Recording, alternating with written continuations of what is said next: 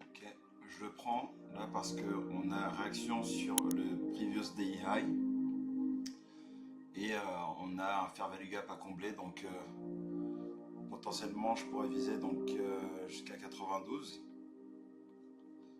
donc juste ici.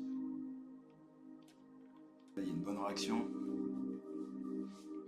Si on revient par ici, je renforce. Parce que ça peut être une prise de liquidité donc sur le previous daily high. Et ensuite repartir. Tout comme il peut aller plus bas bien entendu. Hein. Mais moi je le vois bien repartir. Après j'ai des niveaux plus bas, j'en ai un à 59. Donc techniquement je pourrais racheter à 59.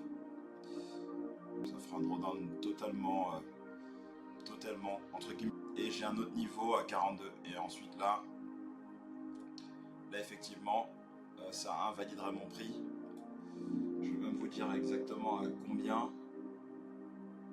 À 24. Mon prix est invalidé à 24. Donc là ça me fait un drawdown de 438. Ouais, ça va.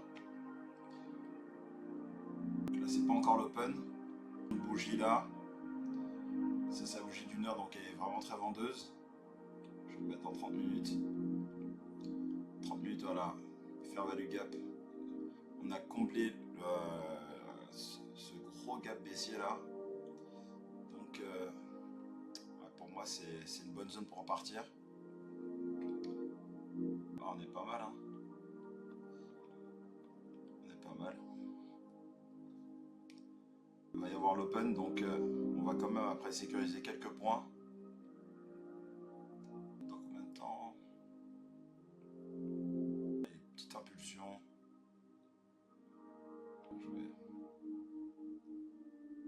Là, il y a une zone de rejet ici. Donc moi, je vais sécuriser ici. Parce qu'il y a une zone de rejet. Ah, voilà, en direct.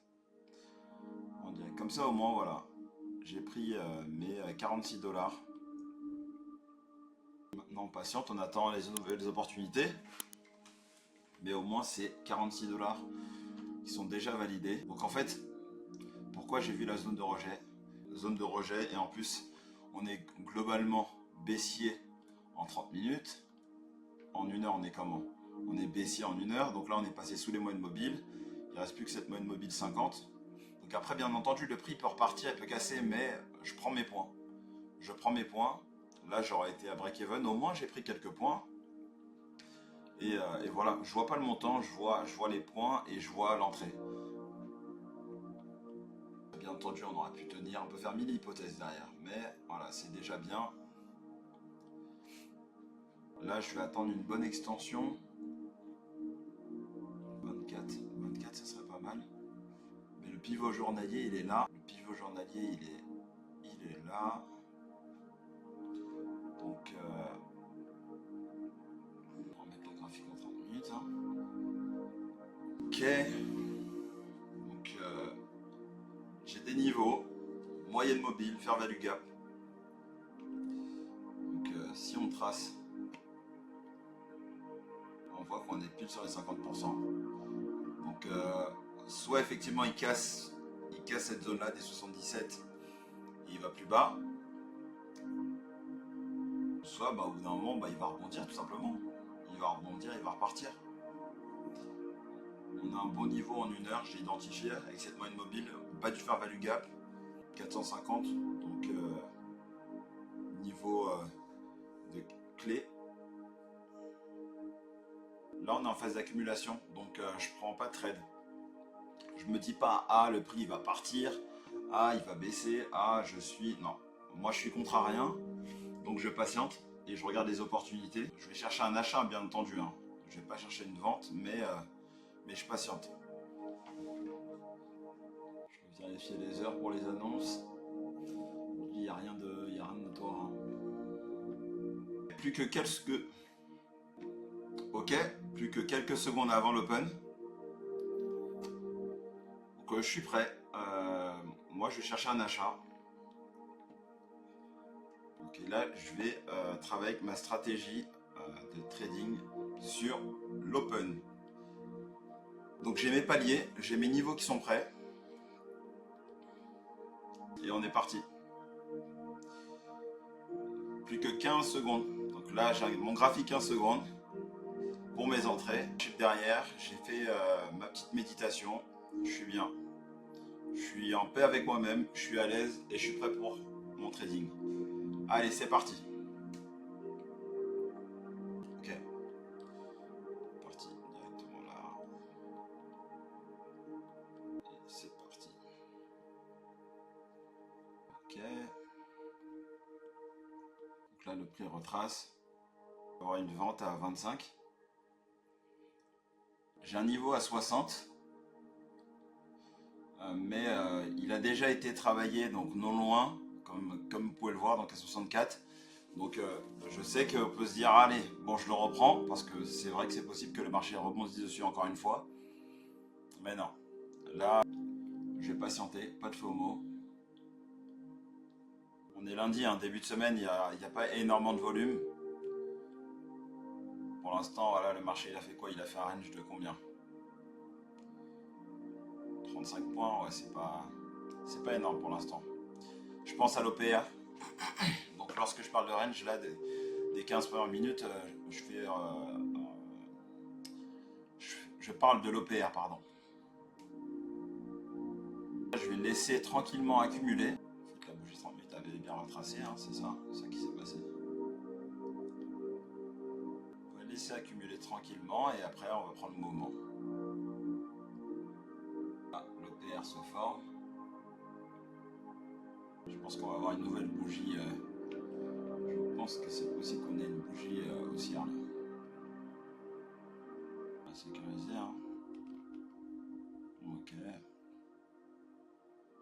Tranquillement, comme d'habitude, on se donne une petite session de 30 minutes à fond. Je suis méga concentré. Allez, tranquille, un petit 6 $. Allez, voilà, ok. Short ici. Donc pour l'instant, on reste haussier. Et on clôture beaucoup de fois au-dessus. Pour le moment, je reste haussier. Et en plus, voilà, on voit la courbe s'inverser.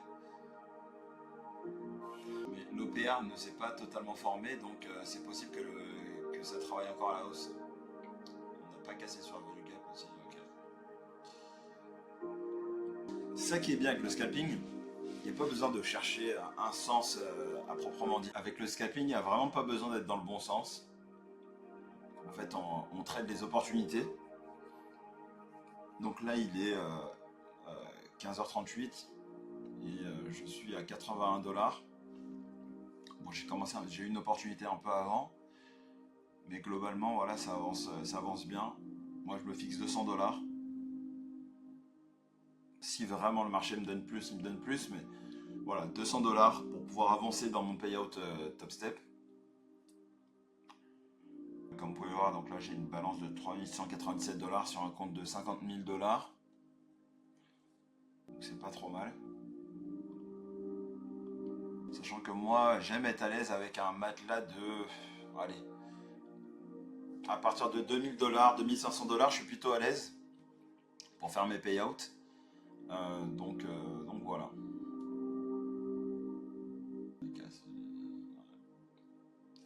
Clôture en dessous du point pivot, une petite accélération. Et pourquoi pas. Je vais calculer l'extension de l'OPR. Donc là, l'OPR fait 40 points, donc 40 points, donc à partir de 64, on rajoute 20, donc à 44 possible. Donc là, on a une belle mèche de rejet en 5 minutes. Mais en 1 minute, on voit que c'est pas... Voilà. Voilà, moi, comme vous pouvez le voir, j'ai pas trop d'éléments. J'ai mes moyennes mobiles, j'ai différents ranges. Je trace l'OPR, je trace faire value gap, et ensuite vraiment je regarde ce que fait le prix et je patiente. Je patiente. 80% de mon job là, c'est de patienter, c'est d'attendre la bonne opportunité. C'est indécis. Bah, j'ai pas de boule de cristal, donc je ne trade pas. Je patiente juste. Là, il y a plus que 2 minutes et l'OPR sera officiellement formé. Donc on risque d'avoir là donc un niveau ici à 40. Ok, le bas de l'OPR il a combien? 65, donc à 45. 45 on risque d'avoir un niveau et au-dessus il sera à 25. Et à 25 j'ai ce niveau là, donc ça veut dire que ça sera potentiellement une grosse zone de rejet. Là j'ai mes différents paliers, donc 17 fois 4, ok. Ensuite 4, ok, ça va. Là il n'y a plus qu'à patienter. Allez, 20 secondes. Je sais que c'est vrai que ça peut paraître ennuyant de se dire j'attends, mais le trading t'es pas payé autant, donc je pourrais rester comme ça pendant 4 heures et qu'il se passe rien. Non, t'es payé à la décision. Donc t'as plutôt intérêt à attendre la bonne décision pour toi qui est en accord avec ton plan, plutôt que de te presser et de te dire ok il faut absolument que je trade, donc voilà quoi. Ok, c'est le PR. Là j'ai ces niveaux là et je vais jusqu'ici à 42. 25 à 42. Je fais toujours mes calculs. 100 dollars de d'ordre, ça va, c'est déjà. On dit donc sur l'open quasiment. Est-ce qu'il va faire un pullback quelque part? C'est possible. À 505, c'est peut-être une zone d'achat. On va bientôt y être, voilà. Ok. Pas parfait, mais ça fait le job. Là, on se rapproche de l'objectif. C'est assez rapide, comme je l'ai dit, hein, faut patienter. On est payé à la décision. C'est 50% de l'OPR, ça donne ici 84, 84, 85. Ouais. Le niveau il est exactement là. J'ai pas énormément de niveau. Donc faut attendre les bons prix. Et vous avez vu un peu ce qui s'est passé, c'est que voilà, j'ai pris l'achat, mais il a assez vite retracé. Et moi, j'aime pas faire des plans sur la comète. Waouh, waouh. Ok, on va attendre qu'il reparte. Hein. On va attendre qu'il reparte. On va bientôt sécuriser. Vu que je l'ai pas eu au début du mouvement, je sécurise, je prends les points que j'ai à prendre, ok. Quasiment pile sur le point pivot, hein. Pour l'instant, on est comment aujourd'hui? Aujourd'hui, 100% de trade gagnant. Pas mal. Pas mal. Bon profit factor et autres. Donc, après, c'est logique. Et c'est bien. Patience, calme, exécution. Comme vous pouvez l'entendre, j'ai ma petite musique de worship en fond. Donc, c'est-à-dire que même si je peux perdre des trades, je suis en accord avec ça parce que je respecte mon plan. Je suis patient, j'évite le FOMO. Si j'ai envie de cliquer, que j'ai la cliconite ou la cliquite aiguë, bah là effectivement je prendrais pas de trade, donc patiente. Voilà, je le vois aussi, hein, honnêtement. Hein. Je le vois aussi, mais entre il y a peut-être un écart. D'achat, si on casse au-dessus de l'OPR là, effectivement, il m'a pas déclenché. Je suis pas sûr qu'on y arrive, donc je retiens mes ordres. Voilà, le scénario est tout autre, donc il faut être cohérent. Allez, plus qu'une minute avant la clôture de la bougie H4. Un gros fair value gap qui a été rejeté. On va voir ce qui va se passer. Hein. Est-ce qu'il va y avoir un petit pump à la hausse? L'autre niveau de vente, moi, ça va être... ouais, 58. Ok. Déjà, il aura fait les 50% de l'OPR. C'est normal qu'il y ait un petit rejet. Je ne l'ai pas pris parce que j'aime bien lorsque le prix réagit de manière franche. C'est propre à mon trading. C'était à 19, bon 5-6 points, c'est pas mal, hein. Allez, on va dire 5 points pour être gentil. 5 points, un mini, c'est 100 $, donc ça va vite. Vous avez vu, c'était la zone qu'on avait marquée tout à l'heure. Donc le truc, c'est qu'effectivement, il ne faut pas être gourmand. Avec le Nasdaq, il faut vraiment pas être gourmand parce qu'en fait, il fait ça, il retrace, il fait ça, il retrace. Donc, il suffit que vous rentrez au mauvais niveau et en fait, ce qu'il va faire, c'est qu'il va monter, il va retracer et là, vous allez avoir chaud. Vraiment très chaud. Donc, c'est pour ça, moi personnellement, dans mon trading, mais les day traders font complètement de manière différente. Mais dans mon trading, je sécurise, je prends mes gains. Ce que le marché me donne, je le prends. Et ensuite on voit quoi. Encore un peu plus bas. Je vais faire là. L'entrée n'est pas dégueu. L'entrée n'est pas dégueu du tout. S'il descend un tout petit peu plus bas, c'est un moyen pour moi de moyenner en fait. De faire mon petit DCA tranquillement. Et là je vais prendre mes gains. Je vais prendre mes gains. Je suis un micro, le risque est plus que mesuré. Tranquillement. Et les amis, là on est en trading live. On est en trading live, donc on est sur un compte PA. Donc on n'est pas en train de jouer sur un compte Eval, je me permets de dire ça comme ça. Je ne joue pas sur un compte Eval, mais c'est important de vous montrer que la transparence est totale. Il y a un petit bug là.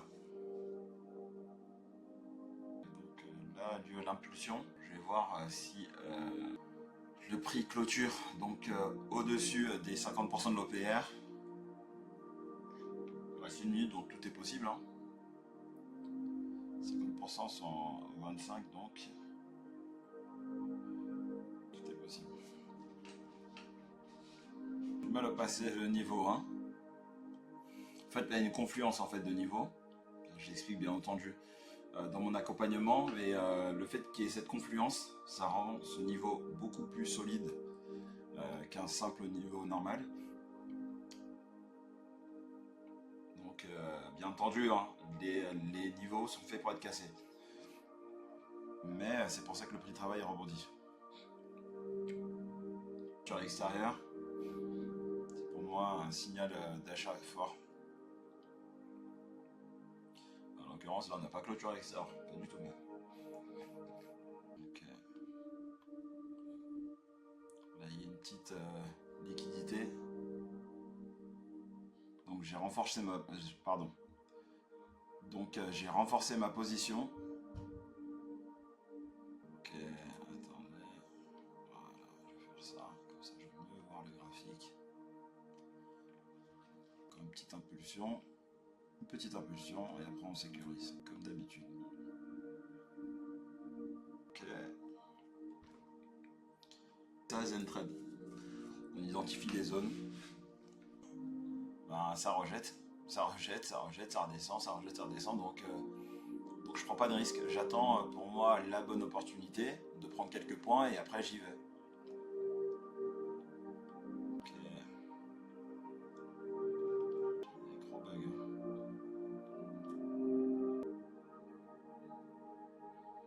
Et voilà les amis. Et voilà les amis. Il est 16h26 et j'ai fait donc les 216 $. Donc une nouvelle journée gagnante. Voilà, comme vous pouvez le voir, donc on enchaîne, ça fait plaisir. Pas mal de semaines au vert. On est sur un PNL de, on va voir, 9532 $ depuis le 1er juin. Donc voilà, c'est très bien. Merci de m'avoir suivi. Si vous avez besoin d'apprendre une stratégie claire, nette, qui vous permet de ne pas passer plus de 1h30 par jour, aller à 2 heures sur les marchés et donc d'avoir du temps pour votre boulot, pour votre famille, pour vos hobbies, ben, n'hésitez pas. Cliquez sur le bouton ci-dessous, réservez un appel. Je me ferai un plaisir de vous aider dans ce projet-là. Et je vous verrai qu'avec cette méthode, vous serez vraiment profitable sur le long terme dans le trading. Voilà, n'hésitez pas à vous abonner à la chaîne, n'hésitez pas à mettre un like et je vous dis à bientôt. Bye!